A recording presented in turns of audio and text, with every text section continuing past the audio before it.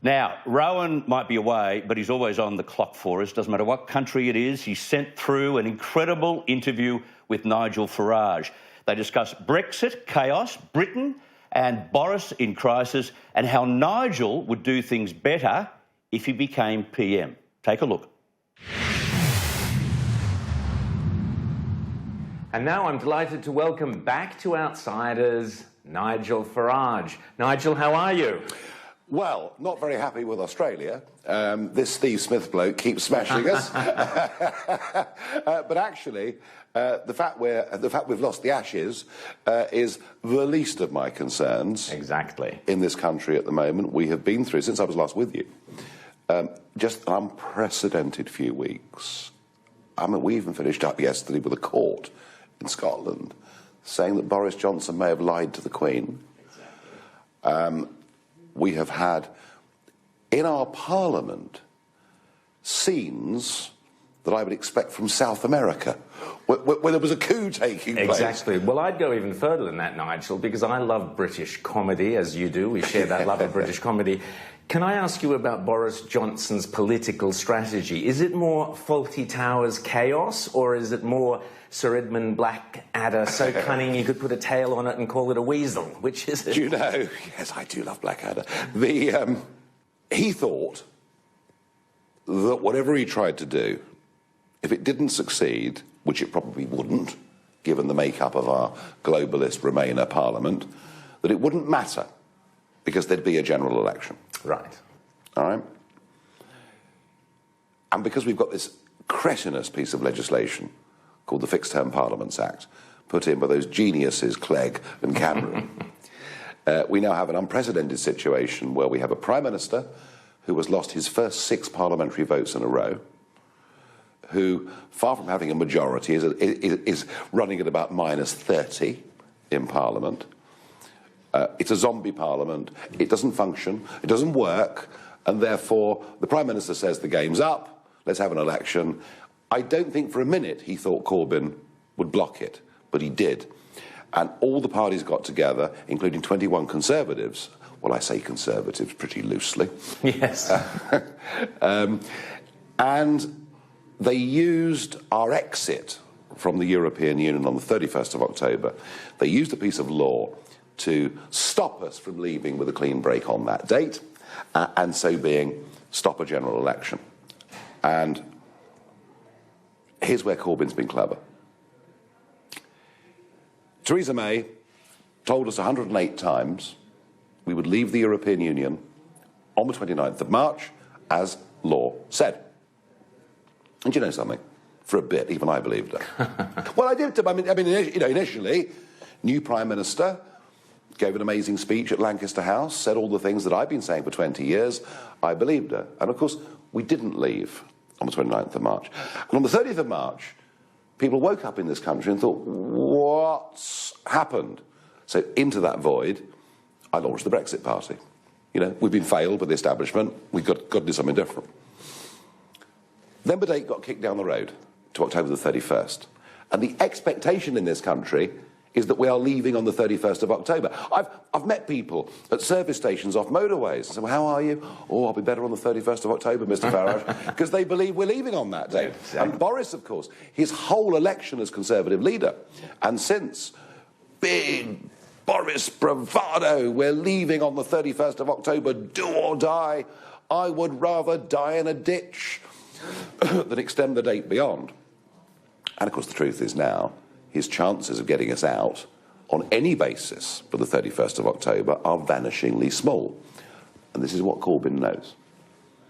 Corbyn knows that when people wake up on the 1st of November, if we're still members of the European Union, twice in one calendar year, the Conservative Party will have marched us up to the top of the hill and marched us back down again, and their poll ratings will fall.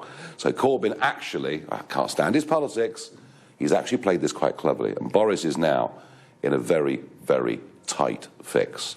So let's talk about that tight fix, because, as you said, He prorogued Parliament, and then that was challenged in the courts. An English court said that's fine, he's within his rights to challenge, to prorogue, but the Scottish court said no, he's broken the law, and yesterday there was talk of Boris Johnson going to prison. And the reason was the government didn't put in a defence. Right. Had the government put in a defence where the Prime Minister said, I called for a Queen's speech to announce new legislation, at the centrepiece of which is my Brexit proposal for the country, I don't believe in those circumstances a Scottish judge would have ruled in the way that he did. So that rings another question. Is this government competent? Well, I think we're saying that it's struggling with its competency, clearly. Now, the big question I would ask, opening the papers here in London this morning, they're attacking you. Now, Boris Johnson wrote a great biography of Winston Churchill. You would have thought he would have learned from Churchill that you get allies. You bring your allies in and you choose who the enemy is. You bring whatever allies in to defeat that enemy. He has turned against you. We spoke in Australia about why it was necessary to have some kind of pact between your party, the Brexit Party, and the Tories, so that people in the north of England who cannot stomach the Tories would vote for you. Absolutely. Absolutely. Look, what I've done since I was last with you is I've launched a really big national newspaper advertising campaign, unprecedented for a political party, and it's all been on the basis of my offer to Boris. Great. And my offer to Boris is, you go for a clean break Brexit, forget a new European treaty, they're going to stuff you every time. We'll be trapped in it for years and years and years. Go for a clean break Brexit, I'll be your best friend.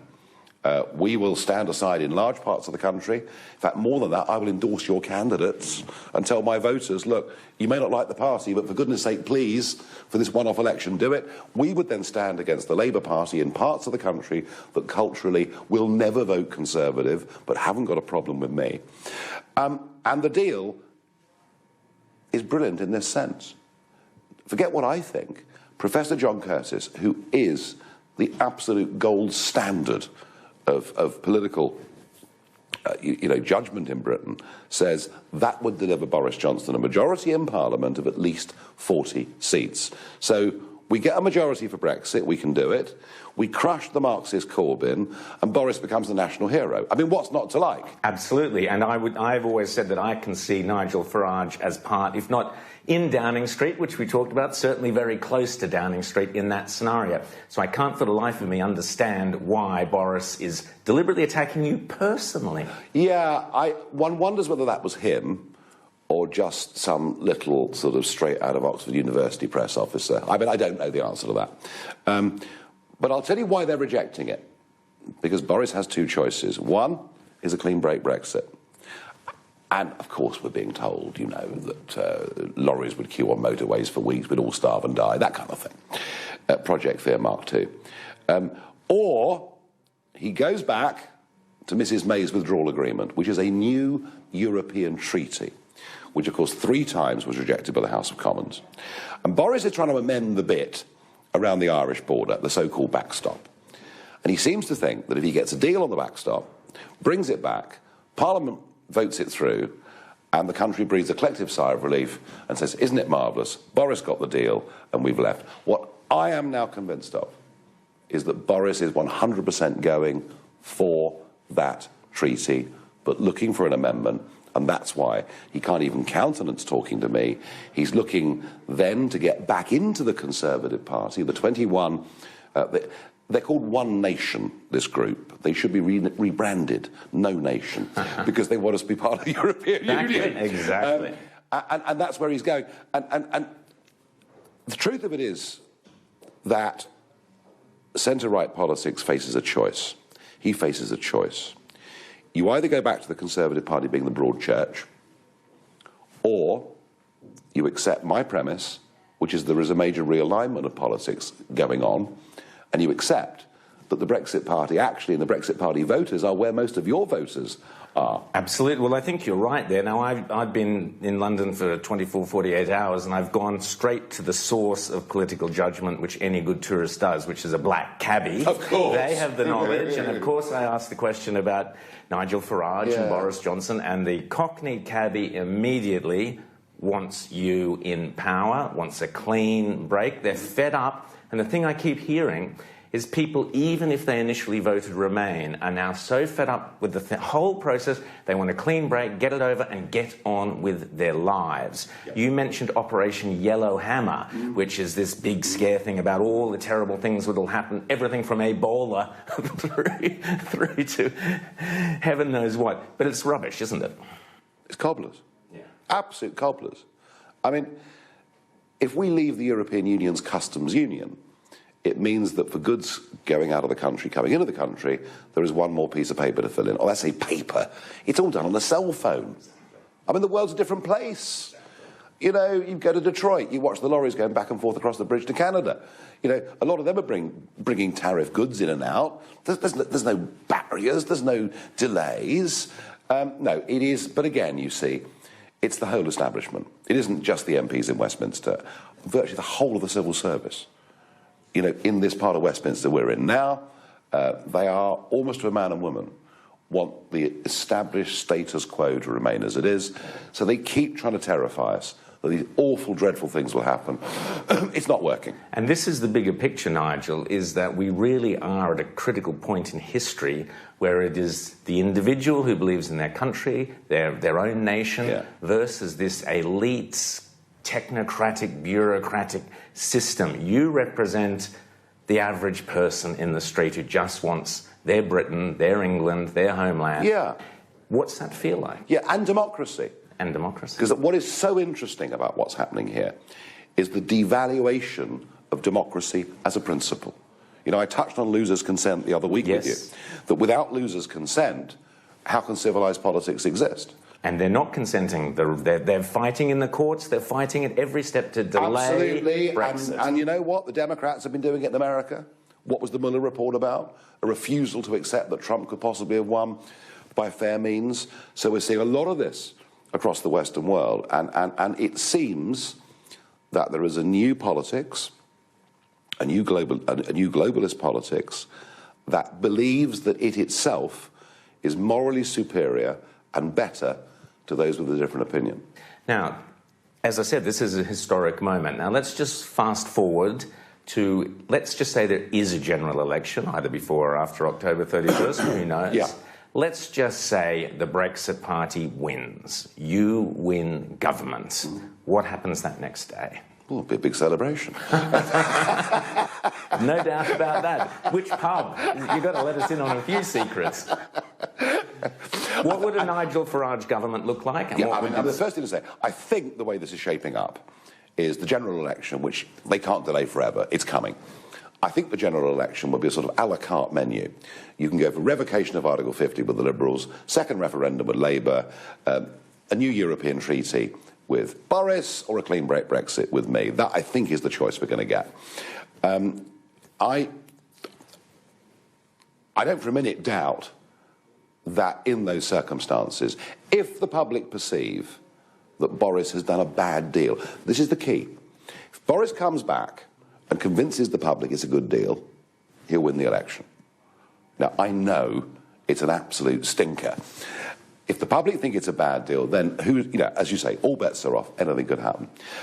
Look, I just think that, what we need is a government that resolves this as quickly as possible. As quickly as possible.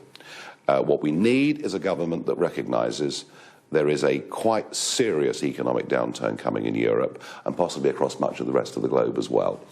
My big fear is I think Europe is going into a gentle but downward deflationary spiral. If we think of Japan and just all those lost years in the economy, that's where Europe's headed at the moment. So we need a government with some real innovation, with some real smart ideas, about growth, energy.